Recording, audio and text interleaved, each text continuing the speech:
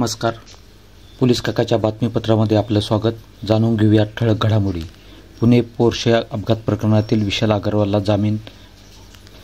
Pune Porsche अपघात प्रकरणातील विशाल अग्रवाल याच्यावर दाखल असलेल्या 3 गुन्ह्यांपैकी एका गुन्ह्यात जामीन मिळाला आहे. मात्र इतर 2 गुन्ह्यात तो न्यायालयीन कोठडीत जाणार असल्यामुळे त्याचा मुक्काम येरवडा कारागृहातच राहणार आहे. मुंबईच्या कॉलेजचे 34 विद्यार्थी पिकनिकला गेले असताना 3 विद्यार्थ्यांचा बुडून मृत्यू. ठाणे येथे इमारतीचा पत्रा पडल्याने 8 मुले गंभीर जखमी. ठाण्यातील गावंडबाग परिसरातील एका इमारतीचा पत्रा उडून खाली असलेल्या फुटबॉल टर्फवर पडल्यामुळे त्या ठिकाणी खेळत असलेली 8 मुले गंभीर जखमी झाली आहेत. बड्या नेत्याच्या घरातून 1 कोटी आणि 100 काडतुसे जप्त.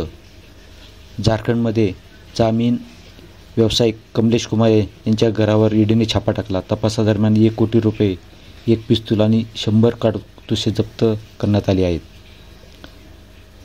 धोकादायक रील्स बनवणाऱ्या युवक युवतीवर गुन्हा दाखल. गोंदियामध्ये लहान भावाने संपत्तीच्या वादातून केला मोठ्या भावाचा खून.